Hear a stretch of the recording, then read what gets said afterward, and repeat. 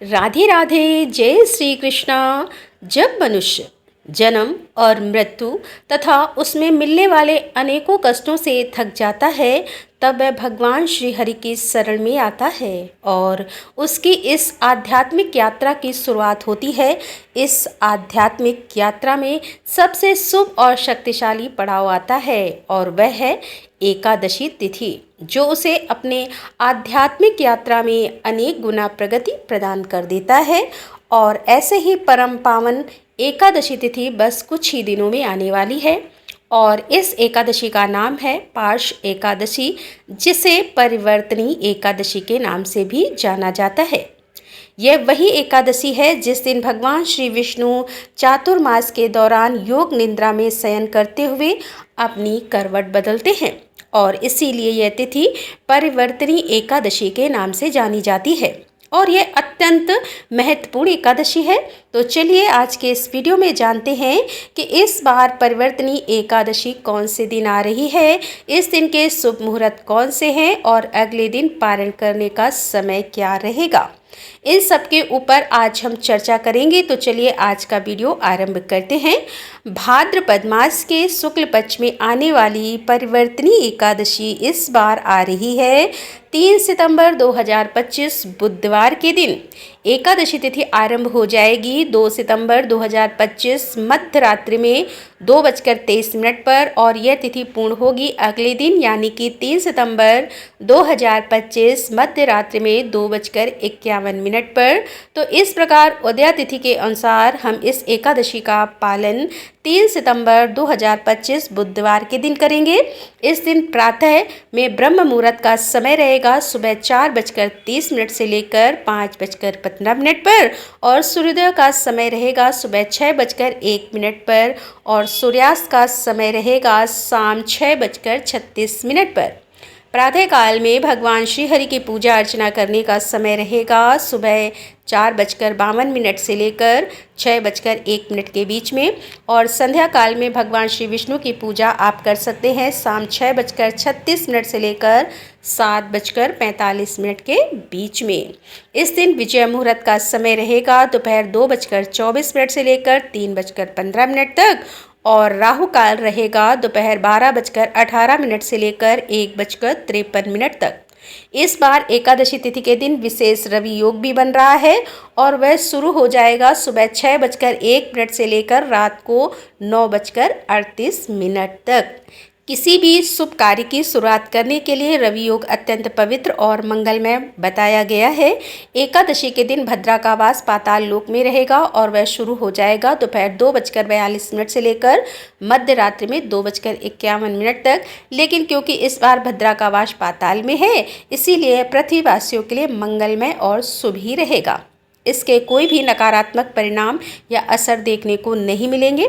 इस एकादशी का पारण हम करेंगे अगले दिन यानी कि 4 सितंबर 2025 गुरुवार के दिन और यह पारण करने का समय रहेगा सुबह 10:19 के बाद यानी कि सुबह 10:19 के बाद आप किसी भी समय में अपनी एकादशी व्रत का पारण कर सकते हैं। इस बार द्वादशी तिथि पर वामन जयंती का पवित्र पर्व आ रहा है, इसीलिए भी इस बार की एकादशी तिथि विशेष है क्योंकि इसके अगले दिन वामन द्वादशी है यानी कि भगवान वामन देव का आविर्भाव दिवस।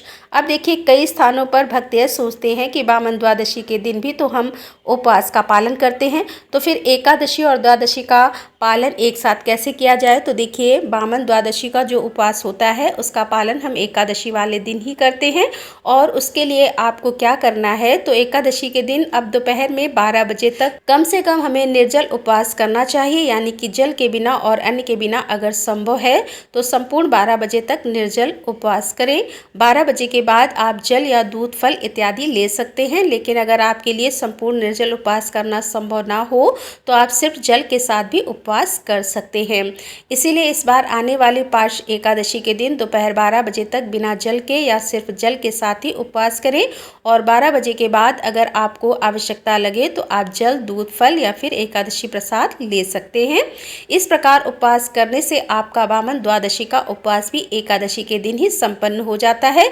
तो इस प्रकार से इस बार आप एकादशी का उपवास पालन कर सकते हैं और फिर अगले दिन सुबह 10:19 के बाद आप अन्न प्रसाद के साथ अपने व्रत का पालन कर सकते हैं। अब कई बार भक्त हमें प्रश्न पूछते हैं कि एकादशी के दिन अगर पीरियड्स में है तो रजोकाल में, तो इस व्रत का पालन कैसे करना चाहिए। तो देखिए, इस अवस्था में आप भगवान की प्रत्यक्ष पूजा आराधना नहीं कर सकते, लेकिन आप हरे कृष्ण महामंत्र का जाप अवश्य कर सकते हैं। आप भगवान की कथाओं का श्रवण कर सकते हैं, वैदिक ग्रंथों का अध्ययन कर सकते हैं, भगवत गीता श्रीमद् भागवत पढ़ सकते हैं और उपवास का पालन भी कर सकते हैं।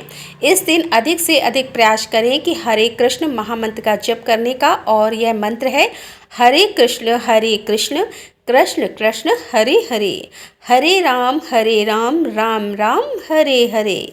इस महामंत्र की माला करें, यानी कि 108 मनके की माला के ऊपर इसका जप करें।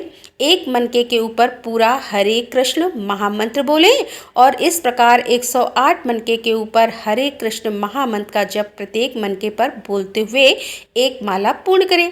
और इस प्रकार से एकादशी के दिन कम से कम 16 माला या फिर 25 माला का जप अवश्य करना चाहिए।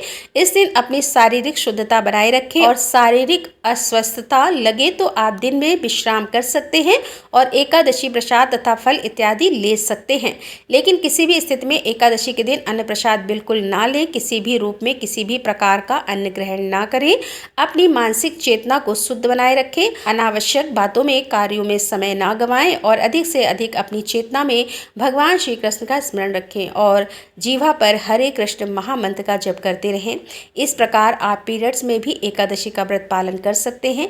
यही नियम लागू होता है सूतक काल में भी। अगर किसी के घर में नवजात शिशु का जन्म हुआ है या किसी की मृत्यु हुई है, घर में अगर सूतक लगा हुआ है, तो ऐसे में भी एकादशी व्रत का पालन आप इसी प्रकार कर सकते हैं। भगवान की प्रत्यक्ष पूजा आराधना या सेवा ना करें, लेकिन हरे कृष्ण महामंत्र का अधिक से अधिक जप करें, उपवास का पालन करें और भगवान की कथाओं का श्रवण और पठन करें। प्रत्येक एकादशी पर सबसे महत्वपूर्ण होता है भगवान के पवित्र नामों का जप करना। कई बार लोग कहते हैं कि भाई हम तो पूरा दिन भगवान को याद करते रहते हैं, उनका नाम जप करते रहते हैं, लेकिन यह सच नहीं होता। वास्तव में हमारा मन इतना प्रबल है कि वह किसी भी एक जगह पर स्थिर रह ही नहीं सकता। जब तक हम अपनी जीवा को और मन को दोनों को एक साथ भगवान का नाम जप करने में नहीं लगाते तब तक। और इसीलिए कहा जाता है कि हरे कृष्ण महामंत्र का जप आप करते हैं तो उसे सदैव अपने माला के ऊपर करना चाहिए। ऐसे भ्रम में नहीं रहना चाहिए कि मैं अपने मन में सदैव जप करता रहता हूँ या करती रहती हूँ। और इसीलिए हमारे आचार्यगण हमें संख्यापूर्वक नाम जप करने का आदेश देते हैं। और एकादशी वह पवित्र दिवस है जिस दिन आप अधिक से अधिक माला का जाप कर सकते हैं। तो यह थी आने वाली परिवर्तनी एकादशी के विषय में संपूर्ण जानकारी। आशा है यह जानकारी आपको उपयोगी लगी होगी और अगर ऐसा है तो इस वीडियो को लाइक करके शेयर अवश्य कीजिएगा, क्योंकि आने वाली परिवर्तनी एकादशी बड़ी एकादशी है जो चातुर्मास में आती है। जो लोग संपूर्ण चातुर्मास का पालन नहीं कर सकते उन्हें इस परिवर्तनी एकादशी का पालन तो अवश्य करना चाहिए। इससे उनके आध्यात्मिक जीवन और भक्तिमय जीवन में ऐसी प्रगति होगी जिसकी उन्होंने कभी कल्पना नहीं की होती। इसीलिए सबको यह वीडियो शेयर करें और उन्हें भी इस एकादशी का पालन करने के लिए प्रेरित करें।